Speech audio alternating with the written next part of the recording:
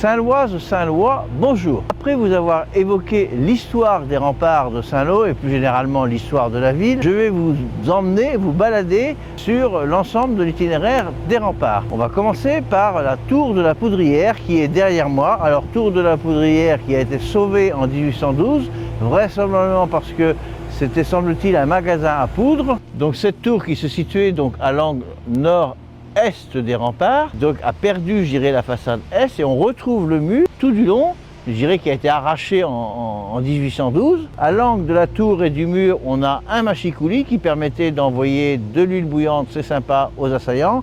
Et en partie haute, on a une meurtrière, par exemple, pour envoyer des flèches, tout simplement, aux assaillants. Donc même configuration pour la partie nord des remparts. Donc on retrouve le mur qui a été abattu, bien sûr, postérieurement. Et la trace est bien là, avec, pareil, à l'angle, un machicoulis, une meurtrière. Donc vous avez pu remarquer que les deux murs, donc le nord et l'est, étaient très épais. Donc c'est vraiment des murs défensifs. Et d'ailleurs, on ne pouvait pas voir l'extérieur de la ville fortifiée. Par contre, après 1944, lors de la restauration de la ville et des remparts, là on a un petit mur qui a été construit tout autour des remparts avec quelques particularités, notamment des pierres de schiste hachant, ce qui est quand même pas courant. La partie haute donc taillée en arrondi avec un petit élément décoratif, des pierres qui descendent un petit peu plus bas que l'on retrouve par endroits ici et là sur ce garde-corps de pierre. Donc après la tour de la Poudrière, je suis au pied de la porte du Neubourg. Celle-ci donc se trouvait ici, il y avait deux très grosses tours, plus importantes que la tour de la Poudrière, et c'était donc l'entrée principale de la ville, on va dire, moyenâgeuse. Donc là, nous sommes dans la tour de la Dame Jeanne. Comme vous pouvez le constater, c'est que celle-ci n'existe plus. Elle a été arasée en 1812. Seul un garde-corps en pierre a été réalisé après 1944. Et on retrouve d'ailleurs la même disposition avec des pierres hachant et des espacements ressemblant éventuellement à des créneaux. Voilà, donc cette tour n'existe plus aujourd'hui. Après la guerre a été réalisé également un escalier qui permet de descendre au rez-de-chaussée, alors qu'auparavant, il y avait des rampes que je vais vous expliquer. Donc dans l'escalier, je dirais années 50, puisqu'il n'existait pas avant la guerre, toujours avec nos murets d'époque, et derrière moi la tour de la Dame Jeanne qui a été arasée en 1812. Je suis au pied de la tour de la Dame Jeanne et il faut savoir qu'avant la guerre, il y avait non pas une rampe comme aujourd'hui, mais deux rampes qui gagnaient les remparts. Alors ces rampes avaient vraisemblablement été réalisées au 19e siècle quand la ville a été transformée, et le garde-corps de la rampe haute qui partait d'ici à peu près, c'était des balustres à cette époque-là. Et il faut savoir que bien sûr aujourd'hui elles ne sont plus là, et par contre elles ne sont pas très loin puisqu'on les retrouve autour du château de Torigny. C'est assez particulier qu'elles aient été remises là-bas. Donc voilà pour les deux rampes, et bien sûr tout ça a été reconstruit après la guerre. Les murs, c'est pas les mêmes hauteurs, c'est pas forcément les mêmes emplacements, sauf un tout petit détail que je vais vous faire découvrir. Donc éléments de maçonnerie différents que l'on trouve donc à cet endroit dans la rampe de la Dame Jeanne, constituée de pierres de taille et de petites sorties en terre cuite, cylindrique. Et cette réalisation vraisemblablement date du 19e siècle. Et c'est différent de l'ensemble des remparts, parce qu'ici, il n'y avait pas de porte fortifiée. C'est une création, on va dire, récente à l'histoire des remparts de Saint-Lô. Et donc, vous retrouvez à cet endroit l'emplacement exact de la rampe. Et derrière, il y avait donc l'hôtel de ville qui se trouvait juste à côté et qui a été détruite en 1943. Comment reconnaît-on les différentes époques de construction des remparts? C'est pas toujours évident.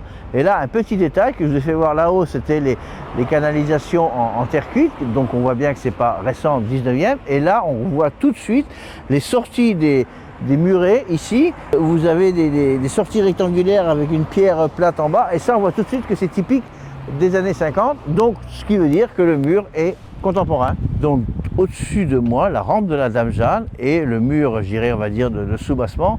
Et on voit tout de suite que le mur est moderne dans les pierres, dans les joints, contrairement à un mur ancien des remparts que je vais vous montrer. Donc un autre, je dirais, morceau de rempart où on voit bien que celui-ci est beaucoup plus ancien, avec des pierres qui sont usées, des joints vraiment désagrégés. Le rocher est apparent en partie basse.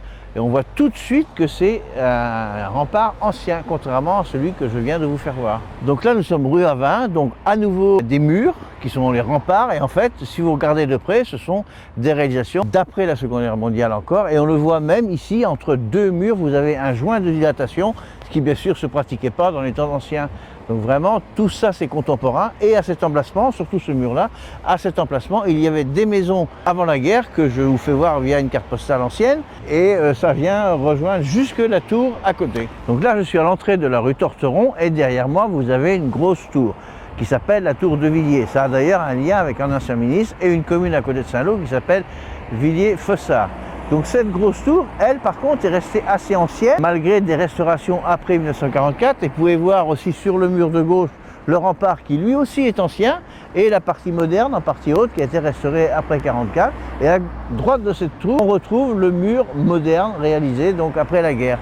Donc voilà beaucoup de restaurations malgré tout des parties anciennes par endroits que l'on retrouve. Donc là je suis devant la porte au lait. Alors c'est peut-être la partie la plus hollywoodienne qu'on pourrait qualifier des remparts de Saint-Lô, c'est-à-dire que ça a été totalement reconstruit après 1944, je dirais même réinventé, puisque la tour de droite n'existait plus, la voûte non plus, elle était détruite, et d'ailleurs on le voit sur des cartes postales anciennes que vous pouvez découvrir, où vous avez de chaque côté de cette rue des commerces. Ça n'a strictement rien à voir avec le passé, la configuration a complètement changé et d'ailleurs le mur de droite est aussi entièrement moderne et la tour de gauche, alors elle existait un peu et on la retrouve sur une carte postale, on voit des traces que vous pouvez découvrir également et voilà, donc c'est vraiment un endroit complètement moderne. Alors contrairement à la partie haute de la porte au lait qui a été réalisée dans les années 50, la partie basse, c'est-à-dire le pont qu'il y avait pour accéder à la porte au lait, semble avoir été conservé après la guerre, il n'a pas été détruit et on voit les arbres et vraisemblablement c'était des caves parce qu'on ne voyait rien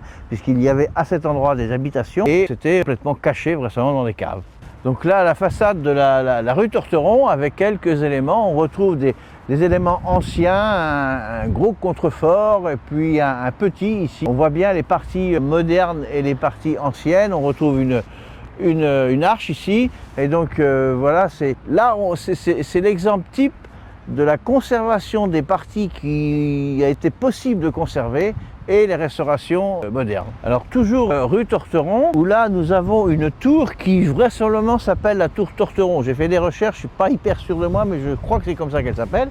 Et si vous regardez de près, on voit une ligne de couleur dans les pierres, je dirais en ciseaux. Et donc en fait cette tour-là a dû prendre une grosse bombe. En 1944, elle s'est effondrée en ciseaux. Elle a été reconstruite après la guerre à l'identique. Voilà pour la tour Torteron et donc la façade est et sud des remparts. La technique me dit que je suis trop bavard, donc ça va faire un petit peu long comme vidéo. Donc on va faire en 3 parties tout compte fait et on va arrêter cette seconde partie donc à cette rue Torteron et nous allons reprendre bien sûr une troisième partie sur la façade ouest et nord des remparts. Merci et je vous dis à tout à l'heure pour l'autre partie et n'oubliez pas de liker et de nous retrouver sur Facebook, Instagram, TikTok et YouTube.